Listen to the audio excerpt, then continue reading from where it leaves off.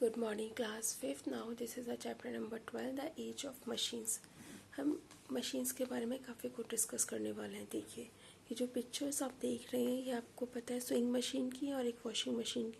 Swing machine क्या करती है? कपड़े सिलती है. और वॉशिंग मशीन क्या करती है? कपड़े धुलती है. ठीक है ना. इनसे काम हम करवाते हैं, खुद नहीं करते हैं. इसमें एक एक्सटर्नल फोर्स होता है, वो इंटरनल फोर्स होता है, वो अप्लाई करता है, जिसकी वजह से हमारा सारा काम हो जाता है, सारे कपड़े वगैरह धुल जाते हैं. अब हम जो पढ़ने वाले हैं वो सोर्सेज ऑफ एनर्जी के बारे में पढ़ने वाले हैं और मशीन्स के बारे में पढ़ने वाले हैं इस चैप्टर में. Property of machines. देखिए, जो मीनिंग है मशीन का वो ये कि सिंपल शब्दों में अगर बोला जाए, जो मशीन एक तरह का हथियार है, एक तरह का टूल है, इससे जो कि हमारा काम को आसान बनाता है. जो मशीन है उसकी कुछ प्रॉपर्टीज़ होती हैं. जैसे जो मशीन है वो एक एपरेटस की तरह वर्क करे, एक इक्विपमेंट होता है. ठीक है ना, एक औजार होता है. ये हमारी मैकेनिकल पावर पे वर्क करता है या इलेक्ट्रिसिटी के बेसिस पर वर्क करता है. इसके बहुत सारे पार्ट होते हैं. ठीक है ना. ये एक डेफिनेट फंक्शन को ही फॉलो करता है, सारे काम नहीं करेगा. जिसमें जो फंक्शन होगा वही करेगा. जितने भी पार्ट्स होते हैं वो एक साथ परफॉर्म होते हैं. ठीक है ना. सारे पार्ट्स एक साथ ही वर्क करेंगे. इसके अलावा भी हमारी काफ़ी सारा प्रॉपर्टीज़ होती हैं. ठीक है ना. जैसे कि आप लोगों को पता है हमारी स्विंग मशीन की प्रॉपर्टीज़ अलग है, हमारी वॉशिंग मशीन की प्रॉपर्टीज़ अलग है. जो इक्विपमेंट्स हैं और हमारे जो मैकेनिकल पावर है, इलेक्ट्रिकल पावर है, ये इन्हीं के हेल्प से हमारा वर्क होता है मशीन के अंदर. जो कपड़े सिलने वाली मशीन होती है वो हमारे कपड़ों को सिलती है. वॉशिंग मशीन जो होती है वो हमारे कपड़ों को वॉश आउट करती है. मशीन्स हमारी दो टाइप की होती है, एक तो सिंपल मशीन, एक कॉम्प्लेक्स मशीन. ये क्रॉस यहाँ बाय मिस्टेक लग गया है तो आप इसे वैसे ना समझिए. ये ऑलरेडी का मेरे पास जो बुक पेंडिंग पड़ा था उसमें ये ऑलरेडी लगा हुआ है.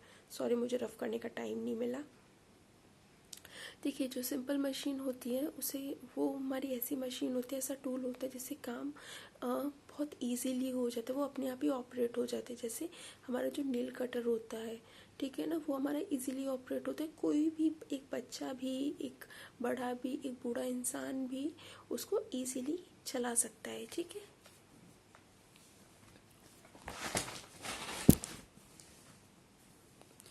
अब देखिए, सिंपल टूल जो होते हैं उनके अंदर अलग अलग कैटेगरीज होती हैं.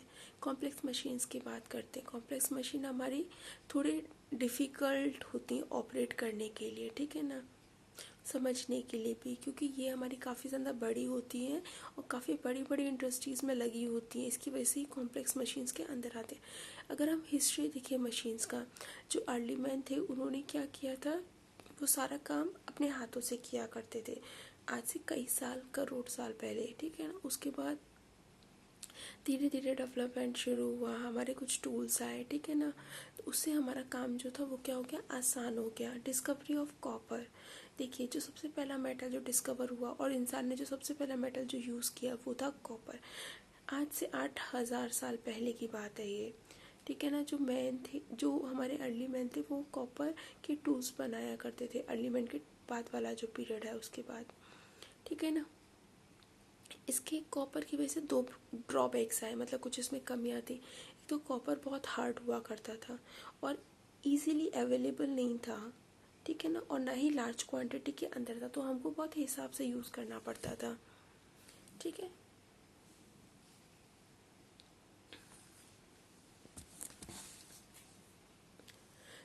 जो डिस्कवरी हुई आयरन की वो कैसे हुई?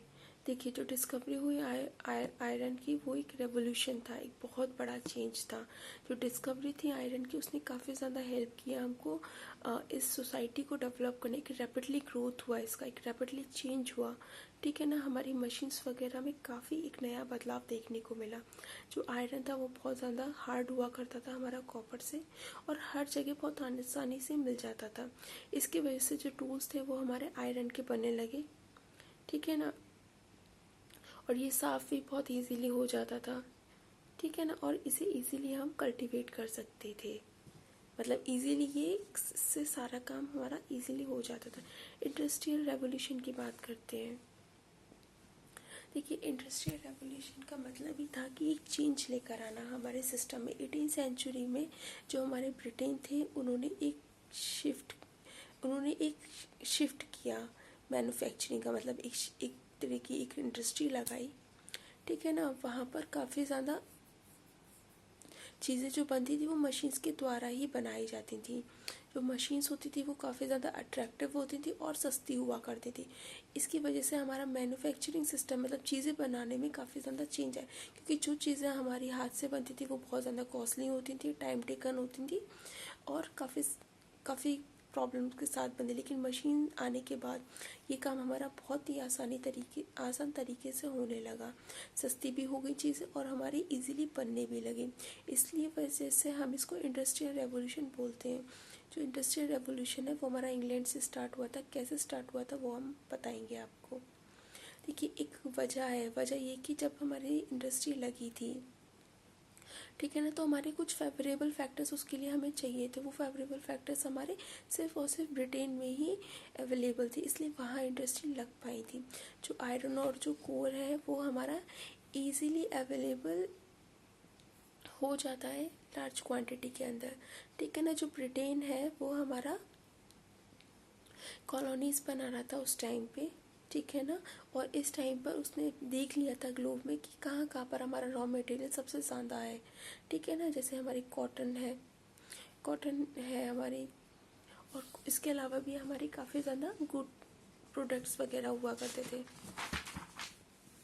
जैसे क्लॉथ्स बनाने के लिए हमें कॉटन चाहिए, ठीक है ना। तो कॉटन हमें कहाँ मिल सकती है? इंडिया में मिल सकती, तो इंडिया से लेके जाते थे, वहाँ पर बनाते थे और वहाँ पर बना के अपनी मशीन से यहाँ पे इंडिया में बेचते, तो उनके दाम दूने हो जाया करते थे, ठीक है ना। इंडिया में लेबर भी बहुत सस्ती मिलती थी,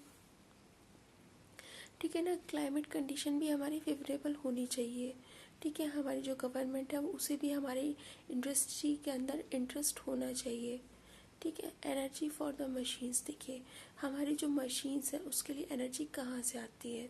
देखिए, अगर हम इतना ज़्यादा बात कर ही रहे हैं, ठीक है ना, तो हम स्टार्टिंग से ही बात करते हैं कि किसी भी काम को करने के लिए हमें एनर्जी की ज़रूरत पड़ती है, हमें ताकत की ज़रूरत पड़ती है। जैसे ह्यूमन बीइंग खाना खाते हैं तो वो काम कर पाते हैं, ऐसे ही मशीन्स को भी ताकत चाहिए, तो वो उसके को भी खाना चाहिए, लेकिन उसका खाना हमारे जैसे खाने की फॉर्म में नहीं होता, ठीक है ना। वो हमारा जो फॉर्म होता है वो एनर्जी की फॉर्म में होता है, पावर या इलेक्ट्रिसिटी की फॉर्म में होता है।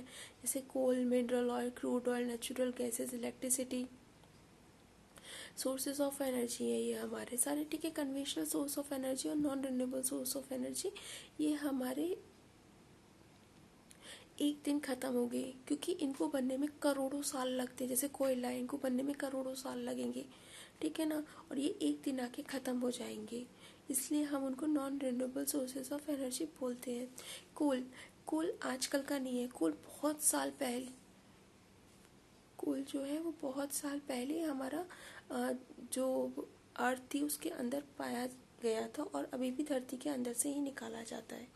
इससे क्या होता है, हमारी ट्रेन्स चलती थी, पुराने ज़माने की सारी ट्रेन्स हमारी कोयले से ही चला करती थी। जो कोल था वो हमारा पहला फ्यूल था जिससे कि हमारी मशीन चलना शुरू हुई थी।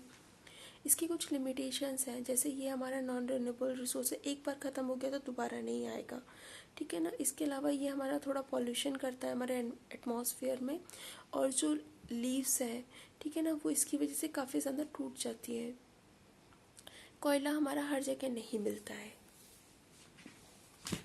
ठीक है ना। जो कोल है उसको बनने के लिए काफ़ी ज़्यादा सालें लगी हैं, ठीक है ना, एकदम से नहीं बना। इसका एक लिमिटेड स्टॉक है हमारे अर्थ के अंदर, अगर वो ख़त्म हो गया तो दोबारा इसे निकालना डेट नॉट सो मच पॉसिबल। इसके अलावा ये जो है वो हमारा 250 साल ईयर पहले अर्थ के अंदर बन चुका था। Mineral oil and crude oil, mineral oil और क्रूड ऑयल की बात करते हैं, ये हमारा second important source of energy है। जैसे पेट्रोल हुआ, हमारा क्रूड ऑयल हुआ, ये हमारा क्या करता है, ड्रिल करता है मशीनों को, रिफाइन करता है मशीनों को। पेट्रोलियम है एक एग्जॉस्टिबल कोल की तरह, मतलब एक तरह से हमारा कोल ही है। पेट्रोल भी हमारा, हम दूसरी कंट्री, साउथ अरेबियन कंट्री से हम पेट्रोल को मंगाते हैं, क्योंकि वहाँ पर पेट्रोल कोयले की तरह ज़मीन के अंदर है, ठीक है ना, तो वहाँ से हमारा इम्पोर्ट होता है, ठीक है, लेकिन हम मंगाएंगे भी कितना, और हमारे इंडिया में बहुत ही कम पेट्रोल मिलता है, इसकी वजह से इसकी भी लिमिटेशंस हैं। हमारे कुछ और भी मेन प्रोडक्ट्स हैं, ठीक है ना, क्रूड ऑयल के, जैसे पेट्रोल, कैरोसिन, डीजल, गैसोलाइन, ये सारी चीज़ें। इसके अलावा जो हमारे मॉडर्न व्हीकल्स हैं, जैसे कि आपको पता होगा पेट्रोल, डीजल, सीएनजी से हमारे चलते हैं। सीएनजी हमारी कंप्रेस नेचुरल गैस होती है। सारे फुल फॉर्म्स आप लोग लर्न कर लीजिएगा, वो आपके एग्जाम्स में आएंगी। घर पे हम लोग एलपीजी गैस यूज़ करते हैं, जिसे लिक्विफाइड पेट्रोलियम गैस बोलते हैं।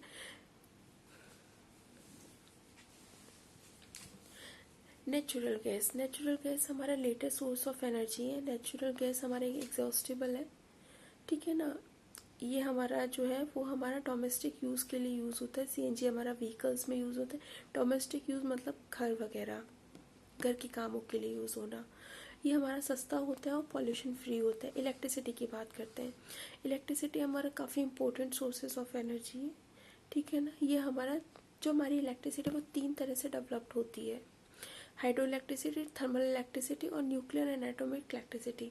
हाइड्रो इलेक्ट्रिसिटी क्या है? देखो, ये हमारी जनरेट होती है, जैसे हमारा कोई नदी है, वहाँ पे हमने एक डैम बना दिया गया है, ठीक है ना। नदी के किनारे हमने एक डैम बना दिया गया, हम पानी को वहाँ स्टोर किया जा रहा है, ठीक है ना। रिजर्वॉयर्स बना के हम वहाँ पे पानी को स्टोर कर रहे हैं।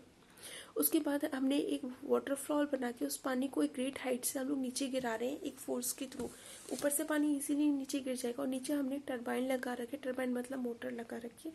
तो जब पानी वो हाईएस्ट स्पीड से जब नीचे गिरेगा तो मैकेनिकल एनर्जी उसमें जनरेट हो जाएगी, और उसी के थ्रू हमारी इलेक्ट्रिसिटी प्रोड्यूस हो जाएगी।